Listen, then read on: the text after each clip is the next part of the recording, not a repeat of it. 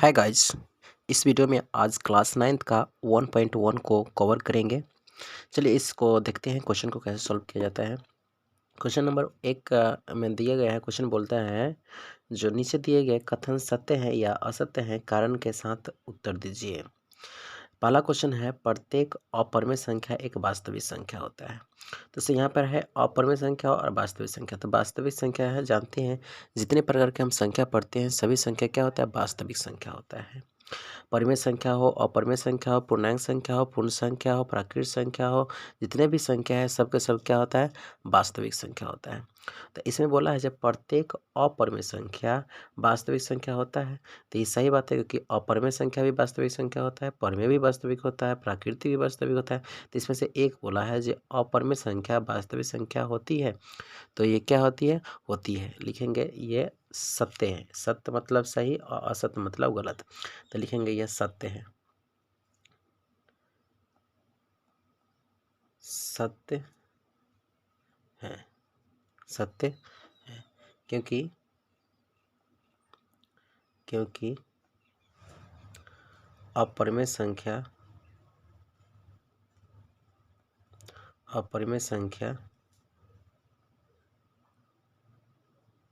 वास्तविक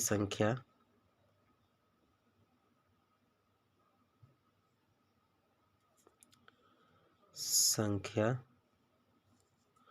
के समूह में है, के समूह से आता है।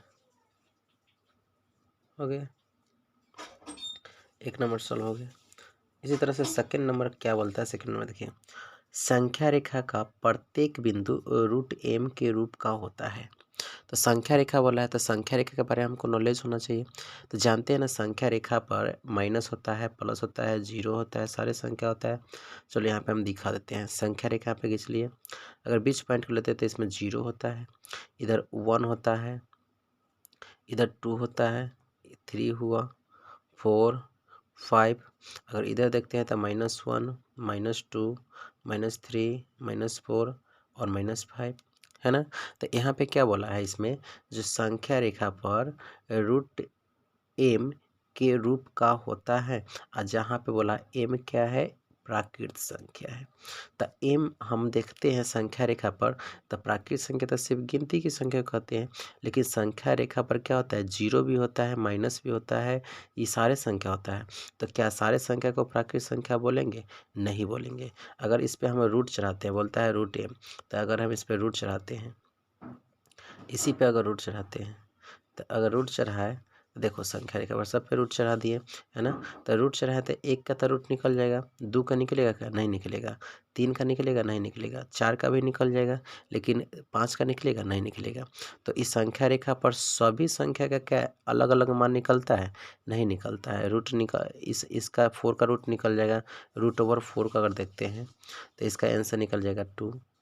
1 का देखते हैं तो निकल जाएगा 1।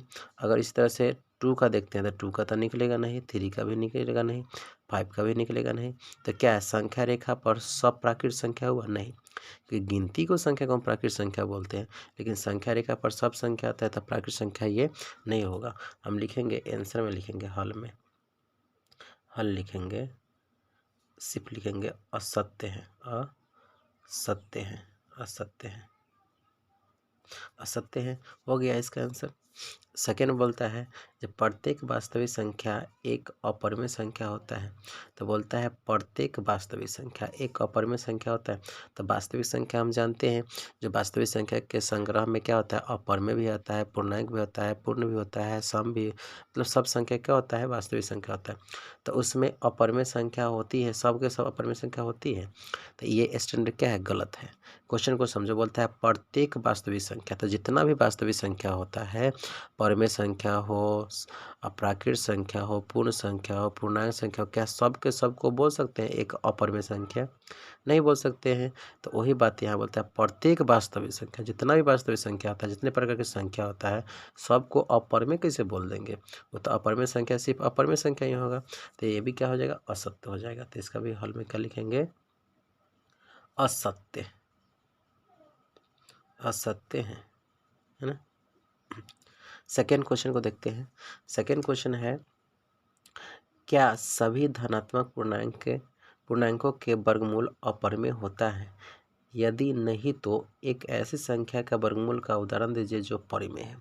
बोलता है जितने भी प्रकार की संख्या जो प्लस में लिखते हैं, है ना, धनात्मक पूर्णांक बोलने का मतलब जो प्लस वाला संख्या, उस संख्या का वर्गमूल अगर निकालते हैं तो क्या सबके सब अपरिमेय होता है?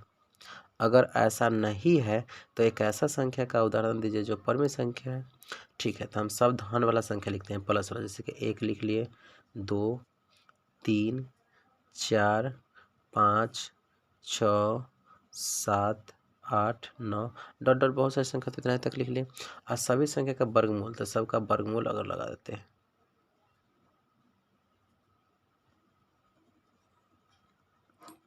सब पे वर्गमूल यानी कि रूट चढ़ा दिए, सब पे रूट लगाए, तो सब संख्या का अगर रूट निकालते थे, इसका निकल के आ जाएगा 1, इसका नहीं निकलेगा, इसका निकल के आएगा 2, इसका नहीं निकलेगा, इसका निकल के आएगा 3, है ना।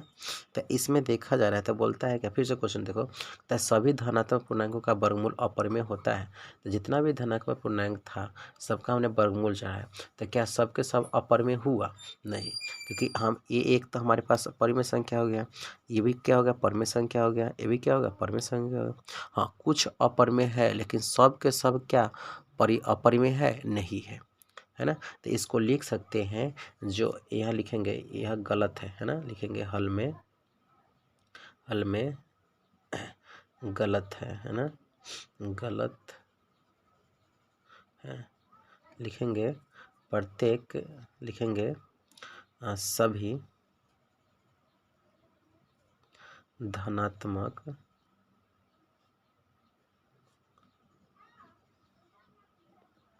पूर्णांकों का वर्गमूल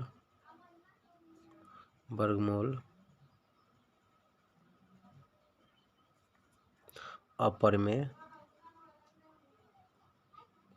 नहीं होता है, नहीं होता है।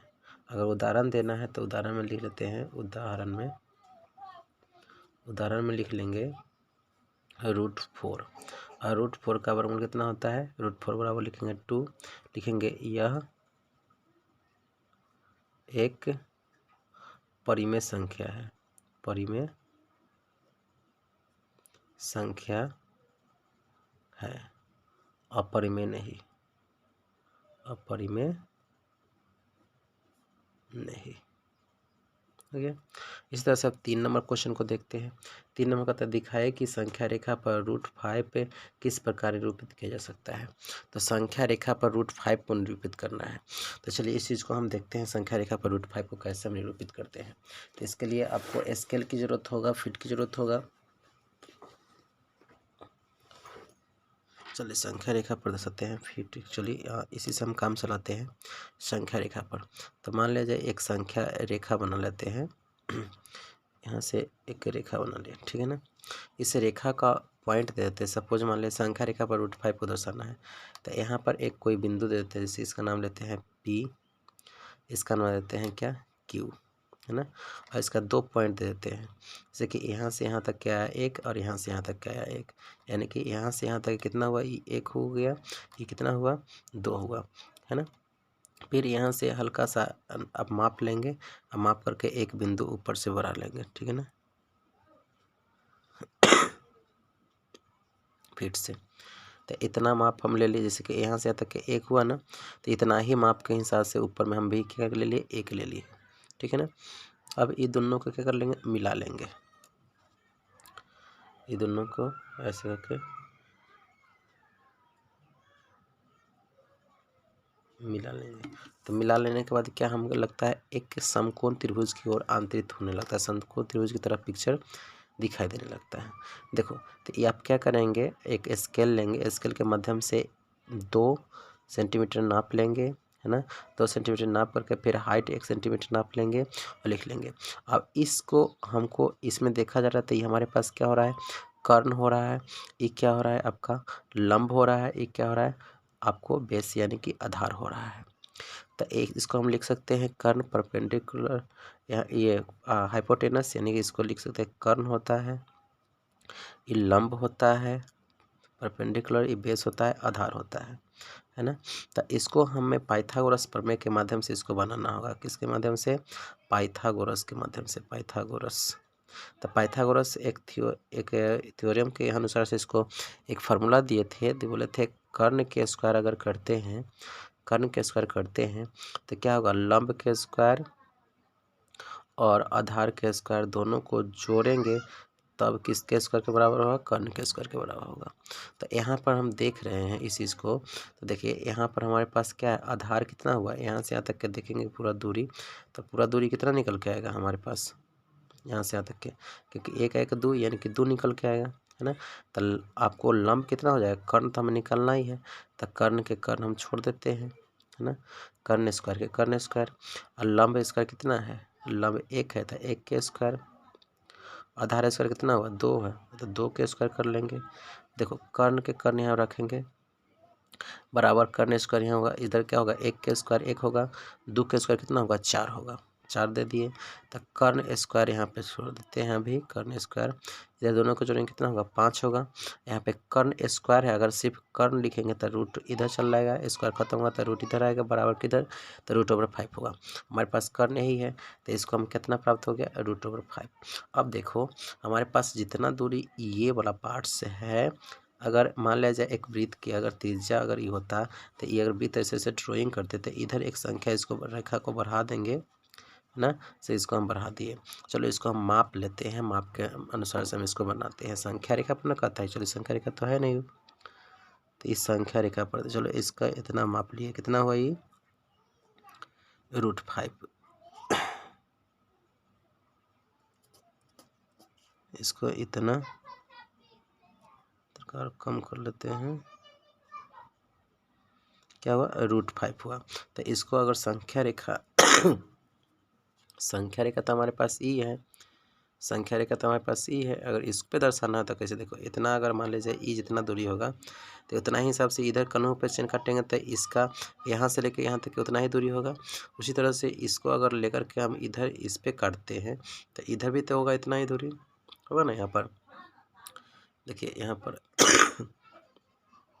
अगर यहाँ से लेकर के अगर इसको हम हल्का हल्का ऐसे करके नोटिस करते हैं, इसको हल्का चिन्ह के अनुसार इसको दर्शाते हैं। देखो तो संख्या रेखा पर हमको अगर इस तरह से दिखाते हैं तो जितना दूरी ये होगा यहाँ से लेके उतना ही दूरी तो ये भी होगा ना। तो यही चीज़ हमको दर्शाना था। जैसे संख्या रेखा पर कहाँ होता है? संख्या रेखा पर इस बिंदु पर √5 होगा। तो इस बिंदु का मान लेते हैं, मान लिए P, है ना। तो हम लिख सकते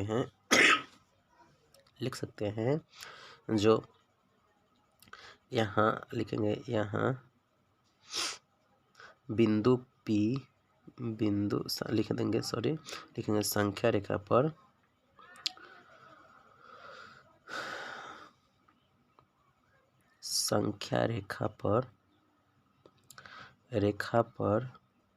बिंदु P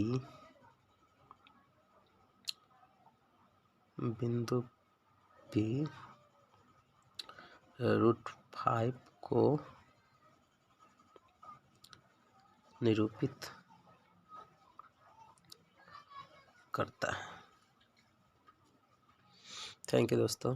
आप 4 नंबर क्वेश्चन नेक्स्ट वीडियो में आपको डालेंगे। अब थोड़ा खांसी हो गया, वीडियो नहीं बना पाएंगे। Thank you.